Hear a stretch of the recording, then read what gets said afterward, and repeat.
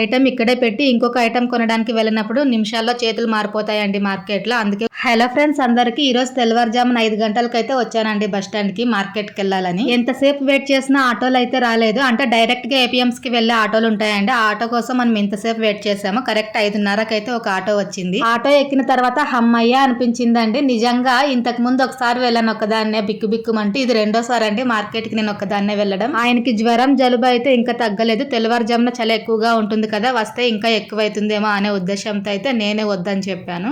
Market లో సరుకు రోజు ఒకటే రేటు ఉండదు, రోజు మారుతూ ఉంటుంది. ఈ రోజు ఏం రేట్లు ఉన్నాయో, అసలు సరుకు ఏమొచ్చిందో ఏం లేదని టెన్షన్ పడుతూ వెళ్ళాను. మా ఇంటికాటి నుంచి ఏపీఎంసీకి అయితే కొంతమంది 20 రూపాయలు తీసుకుంటారు, మరి కొంతమంది 15 రూపాయలు తీసుకుంటారు. ఈ రోజు అయితే ఈ ఆటో అన్న 15 రూపాయలు తీసుకున్నారు ఛార్జీ నాతో. మొత్తానికి మార్కెట్ కి వచ్చి 10 కేజీలు పప్పాయ, 2 బాక్సులు జామకాయలు కొన్నామండి. ఒక్కో బాక్స్ 400 రూపాయలు పడింది. పప్పాయ కేజీ 14 రూపాయలకు కొన్నాము. నాకైతే చాలా టెన్షన్ అయిపోయింది. పప్పాయ వేరే అంగిట్లో కొన్నాము, జామకాయలు వేరే అంగిట్లో కొన్నాము. ఒక ఐటెం ఇక్కడే పెట్టి ఇంకొక ఐటెం కొనడానికి వెళ్ళినప్పుడు నిమిషాల్లో చేతులు మారిపోతాయండి మార్కెట్ లో. అందుకే హుషారుగా ఉండాలి. సరుకు పెట్టిన ఆటోలోనే నేను కూడా ఎక్కి ఇంటికి వచ్చేసానండి. సరుకుకి ప్లస్ నా ఛార్జీ మొత్తం కలిపి 120 రూపాయలు ఇచ్చాను బాడిగి. మనం తీసుకున్న సరుకును బట్టి ఆటో బాడిగి ఉంటుంది. సరుకు ఇంటి దగ్గర దించుకున్నాను కాబట్టి నేనైతే ఇంట్లో పని మొత్తం ముగించేసుకొని టిఫిన్ చేసుకొని 9:30 కల్లా బండి దొబ్బుకెళ్ళాను. అంతా బాగానే ఉంది కానీ పప్పాయ విషయంలో చిన్న పొరపాటు జరిగిందండి నాకు తెలియకుండానే. రెగ్యులర్ కస్టమర్ పప్పాయ పూర్తిగా పండున్నవి కావాలి అనేవాళ్ళండి. వాళ్ళ కోరిక మేరకు నేనైతే పూర్తిగా పండుగా ఉన్నవి తీసుకున్నాను.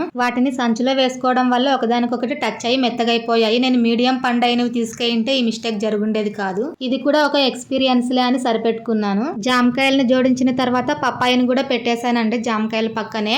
వాటిని జోడించినప్పటి నుంచి నా మనసులో అయితే ఒకటే దిగులంటే దానికి పెట్టిన పెట్టుబడి డబ్బులు వస్తాయా లేదా అన్న ఆలోచన. ఎక్కువ డబ్బులేం పెట్టలేదండి, 140 రూపాయలు పెట్టాను పెట్టుబడి దీనికి. మన వ్యాపారం చిన్నది కాబట్టి ఆ 140 రూపాయలు కూడా పెద్ద మొత్తంగానే భావించాలి. జామకాయలు కేజీ 40 రూపాయలను బోర్డు పెట్టేశాను. చాలా మంది అనుకుంటారు వ్యాపారంలో చాలా లాభాలు ఉంటాయి అని. మీరు అనుకునేది నిజమేనండి, కానీ అదైతే స్తోమతని స్థాయిని బట్టి ఉంటుంది లాభం అనేది. మీకు ఇంకా సింపుల్ గా అర్థమయ్యేలా చెప్తాను. మనం 2 బాక్సులు జామకాయలు తీసుకున్నాం కదా, 2 బాక్సులకు బదులు 10 బాక్సులు లేదా 15 బాక్సులు తీసుకుంటే రేట్ తగ్గిస్తారు. అన్ని బాక్సులు జామకాయలు బండి మీద పట్టవు కాబట్టి కంపల్సరీ మనం ఆటోలోనే అమ్మాలి. ఒక చోట వ్యాపారం అవ్వలేదు అంటే ఆటోని ఇంకొక చోటకి తీసుకెళ్లి పెట్టచ్చండి. ఇన్ కేస్ అక్కడ కూడా అవ్వలేదు అంటే చిన్న పల్లెల మీద వెళ్ళొచ్చు. కానీ తోపుడు బండిని అయితే అన్ని విధాలుగా మనం మార్చలేము, ఉన్న చోటనే అమ్ముకోవాలి. సిటీలో అయితే జనం ఎక్కువగా తిరుగుతారు, రోజు కొత్త కస్టమర్స్ వస్తుంటారు కాబట్టి భయం ఉండదండి ఎక్కువ సరుకు తీసుకున్నా కూడా. మనం అమ్ముతున్నది సిటీకి బయట. ఈ మాట అయితే నేను చాలా సార్లు అంటానండి, అవుట్ ఆఫ్ ఏరియా అని. మనం ఇక్కడ వ్యాపారం చేయడానికి గల కారణాన్ని కూడా పాత వీడియోస్ లో చెప్పాను నేను. అలా ఎక్కువ మొత్తంలో సరుకుని తక్కువ రేటుకి కొని ఒకే రోజులో సరుకు మొత్తం అమ్మితే మంచి లాభం వస్తుంది. 1000 నుంచి 2000 దాకా రావచ్చండి. ఇది కేవలం నా అందాజు మాత్రమే, ఆటోలో అమ్మితే గనక ఎక్కువ మొత్తంలో సరుకు. మరి కొంతమందికి అయితే వ్యాపారం గురించి ఎలాంటి అవగాహన ఉండదండి. ఎవరో చెప్పారు, వీళ్ళు చెప్పారు, వాళ్ళు చెప్పారు అనేసి ఆటో తీసుకుంటారు, వ్యాపారం స్టార్ట్ చేస్తారు. వాళ్ళ అదృష్టం బాగుంటే ఓకే, ఏ ఎక్స్పీరియన్స్ లేకున్నా కూడా వ్యాపారం బాగవుతుంది. ఇన్ కేస్ టైం బ్యాడ్ అయితే గనక ఎక్స్పీరియన్స్ లేకున్నందువలన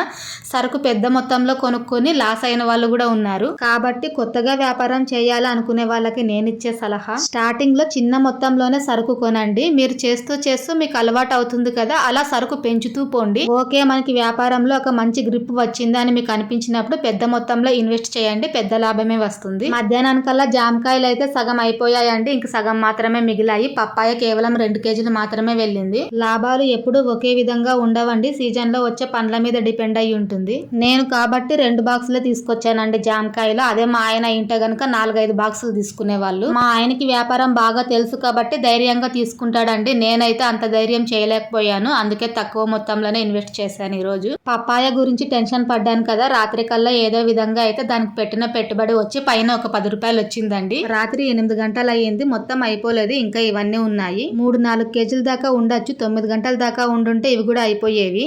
కానీ ఆయనకి జ్వరంగా ఉండటం వల్ల మనసు స్థిమితంగా లేదు, తొందరగా వచ్చేసాను ఇంటికి. పెట్టిన పెట్టుబడి అయిన ఖర్చులు మొత్తం తీసి 360 రూపాయలు లాభం వచ్చిందండి. ఇంకా కొంచెం జామకాయలు మిగిలినాయి, అవి రేపు అమ్ముకుంటే అది కూడా లాభమే. ఇదేనండి నేను చేసిన చిన్న వ్యాపారం. ఇది రెండోసారి ఇలా మార్కెట్ కి సొంతంగా వెళ్లి సరుకు తీసుకొచ్చి వ్యాపారం చేయడం. మరి వీడియో నచ్చితే చిన్న లైక్ చేసి సబ్స్క్రైబ్ చేయండి friends. Thank you for watching.